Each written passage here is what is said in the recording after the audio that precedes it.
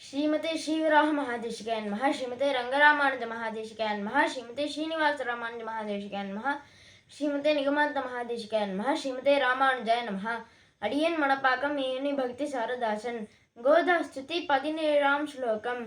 விஸ்வாயமான ரதசா அப்படின்ற ஸ்லோகத்தை சுவாமி தேசிகன் எப்படி அனுபவிக்கிறார்னு பார்க்கலாம்.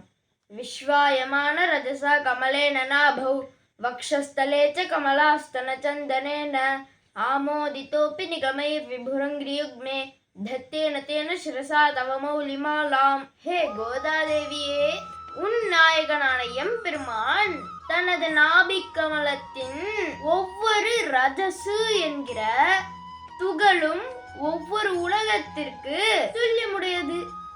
அத்தகைய துகளை பெற்ற தாமரையினால் அவன் திருநாபி மனம் கமழ்கிறது.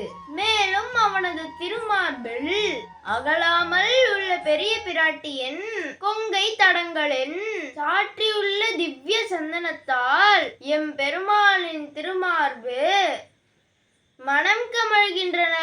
அனைத்து மறைகள் மற்றும் ஆழ்வார்கள் கண்ட தமிழ் மறைகள் விபுகு, அதாவது உன் பிரபுவின் திருவடிகளின் பெருமை பற்றியே பேசுகின்றதல்லவா. அந்த இரண்டு திருவடிகளையும் தாங்கி நிற்கும் இரு மறைகளின் திவ்யமான கந்தம் ஊட்டப்பெற்றும் அவனுக்கு முடிசூடி களைந்த மாலையை முடிசாய்த்து முடியேற்றிக் கொள்வதால் தான் பெருமதிப்பாம். ஆஹா, என்ன சுவாமி தேசிகனின் அனுபவம்!